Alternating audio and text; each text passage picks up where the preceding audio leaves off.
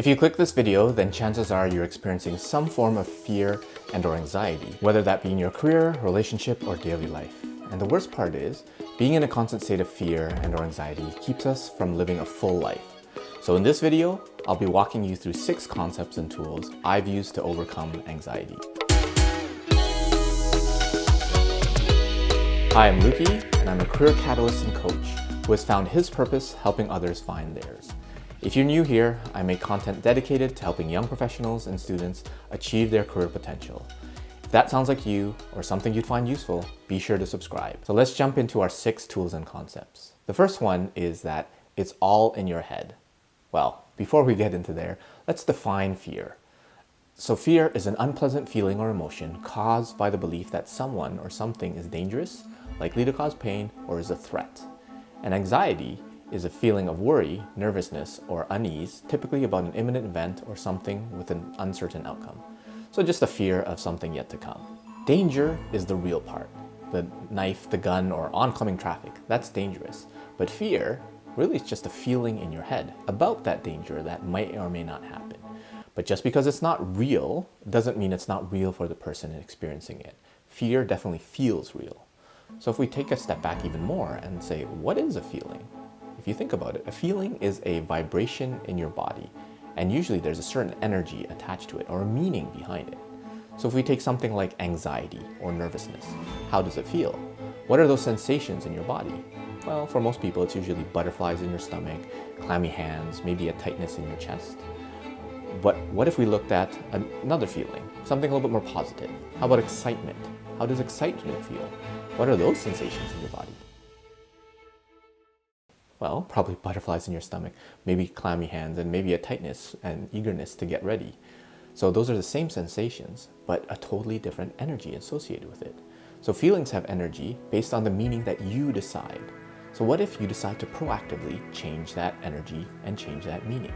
A simple way to do that is with a reframe. So you're not nervous about the job interview, you're excited to be able to showcase your value and start the next chapter of your career.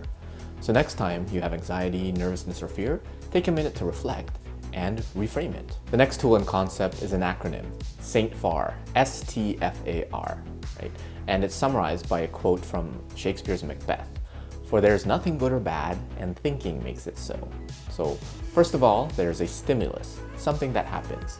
You're in a particular situation, there are circumstances around you, and some of it in your control, some of it beyond your control. Maybe you get a message from your boss, your professor, a classmate, significant other, that they need to speak with you right away. Then suddenly, a thought pops in your head. What did I do recently to annoy them? Did I do something wrong? Did I make a mistake? So from that thought often comes a feeling. So that could be anxiety, nervousness, maybe fear of what is to come. And from there, it causes a feeling that turns into an action, right? Sometimes you do something, or sometimes you don't do something as a result of that feeling. Your nervousness and anxiety causes you to be distracted and you miss the next bus, or you brake hard as you're driving and you narrowly miss the car in front of you, right? And the result is what happens afterwards, right? The action turns into something. So you're late because you missed that bus, or coffee spills because you brake too hard, or whatever it is. Something happens, and all that started with a situation, a stimulus, something that's there. But what if you had a different thought? What if you thought that they want to speak to you about a promotion, a new assignment, wanting to help you with something, or a gift that they're about to give you, right? Now, which thought is true? None of them until you make it true, right? So similar to the reframe, it's about you taking that and assigning meaning to it whenever you feel that it's appropriate for yourself. So at this point, you won't know, and the only way you'd know is if you connect with them and find out. So if you have the possibility of changing and intercepting that thought, changing that feeling, then it results in different actions, which turns into different results. So the third concept is pre-programming. So you know it's all in your head and you have the STFAR model, so what else can you do, right? STFAR only works if you can intercept that thought at the moment that you're having it, right? Because usually in the thick of it, it gets pretty challenging. So one thing you can do is to pre-program your thoughts, right? And that allows to make that interception a little bit easier. So what you can do is at the end of your day or for tomorrow, you can take a sheet of paper, put a line down the middle. And on the left side, put all of those thoughts, the negative ones, the challenging ones that you had, that you encountered throughout the day or the day before or the week before, whenever you want to start documenting it. And what are those anxiety-inducing ones, those stress-inducing ones, the fearful ones that you had before, right? Now, on the right side, what you want to write is, what would you like to feel instead, right? What would you like to feel instead? So similar to the reframe, what sort of meaning would you want to give it? What would you want to set aside? What is the thought? What is the stimulus that is objective? Not your interpretation of it. What is it in terms of the actual circumstances and the factual information? What would you want to think instead? And if you can do this daily, if you can do this weekly, if you can do this monthly or as often as you can, then you'll start to see that you can automatically go from that stimulus to the thought with minimal effort, because you've already pre-programmed it. You already said, this is how I'm going to feel going forward. Now, it takes a little bit of time, right? Because you can't necessarily go to the gym and pick up a 50-pound weight, right? You need to start with 5 pounds and then 10 and so on. So give yourself a little bit of slack as you start learning it and start to pre-program yourselves into more successful thoughts. And if you want to intercept those thoughts a little bit better, how about adding some meditation in your day, right? For some people, meditation can be quite boring, and whether you're able to kind of tame your monkey mind and focus on your breath, I know that was the case for me. It was really challenging to do so. But why not just start with 3 deep breaths, 10 deep breaths, as many as you can. So let's start with 3. Let's do 6 seconds in and 6 seconds out. So we'll take a breath. 2, 3, 4, 5, 6, and then out. 2, 3, 4, 5, 6, and then in. 2, 3, 4, 5, 6, and then out. 2, 3, 4, 5, 6, and then in. 2, 3, 4, 5, 6, then out. 2, 3, 4, 5, 6. So hopefully you are all able to stay with me for 3 breaths. So tomorrow, try to make it 4, try to make it 5, 6, 7, 8, 9, 10. So you don't have to start with meditating for 30 minutes or even 10.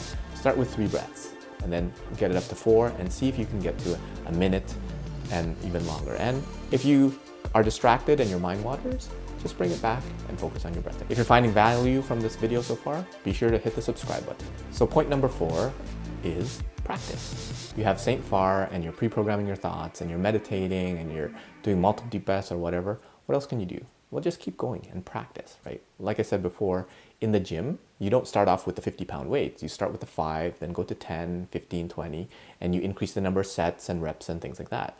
Just like in meditation, just like in any of these exercises, you start with 1 negative thought, 1 anxiety-inducing thought, and then you move to the next.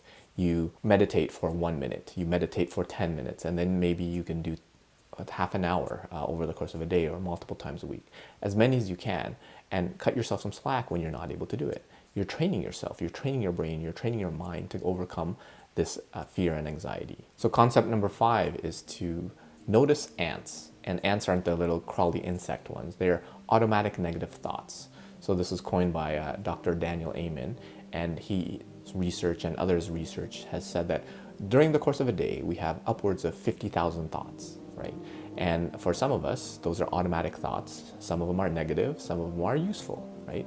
So if you can imagine that you had 50,000 negative thoughts, these challenging ones and all these ants crawling inside your head, right? That would be a very challenging mind to kind of maintain and manage, right? So what if you took some of those thoughts, some of those ants, intercepted them and thought of them a little bit differently, right? So using the Saint Phar model, using pre-programming, using meditation to kind of increase that space and awareness so that you can notice these things and intercept them at the point in time and notice, oh, does this thought, does this serve me at this point in time? And does this feeling serve me at this time as well? One thing that you can do is start distancing yourself from the feelings. So instead of saying, I'm afraid of or nervous about a test or stressed about a test or interview coming up, instead of saying I'm nervous or I'm afraid, say I'm experiencing nervousness, I'm experiencing fear, right? And if your nervousness was at an 8 out of 10, just by saying the words I am experiencing might change it down to a 7. And if you want to distance yourself even further, then say, I'm noticing that I'm experiencing fear. I'm noticing that I'm experiencing stress. I'm noticing that I'm experiencing nervousness, right? And if you can do that, you can extend the distance from that. And you'll notice that your stress level from 8 goes down to a 7, goes down to a 5, and it reduces. And you keep doing it again and again and again. And if you do that on a regular basis, all of these things go to the mental gym, so to speak, then you'll definitely improve yourself and be able to take some of those ants and shuttle them out of your mind and get them out of there. So the last point are the circles of influence and concern. So you can imagine that each of us live within 2 concentric circles. The innermost circle is the circle of influence, and it is the things that we can control, do something about, and have a little bit of say in what happens. And outside of that, outside of the circle of influence, a little bit bigger, is our circle of concern. So those are the things that we know about, hear about, and are aware about, but we can't necessarily do anything about. Now, the challenge for most of us is whether or not we understand the difference, right? Sometimes we worry about things that are in our circle of concern, we can't actually influence it. So let's take COVID. It's in your circle of influence, but there's a whole bunch in your circle of concern. So you can choose to wash your hands and wear masks and get vaccines and things like that. But beyond that, you don't necessarily have the influence for other people, right? Maybe through your direct family, through your friends, you can influence them. But beyond that, everyone else has their own choices, right? So if you can do something about it, make the choice to do something about it now or later on or whenever you want to.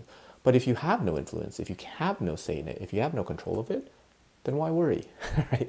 So just let that concern happen and then focus on the things that you can do something about. So thinking about whether or not something is in the circle of concern or circle of influence can really help, because practicing for that job interview, that's in your circle of influence. Whether or not they think that you're dressed properly or not, well, that's really up to them. So with those tips and tricks, what are you afraid of or anxious about that you'll use these tools to overcome today? If you enjoyed this video, be sure to like and subscribe to my channel and let me know down below in the comments, what have you tried to overcome fear and anxiety? Follow me on social media.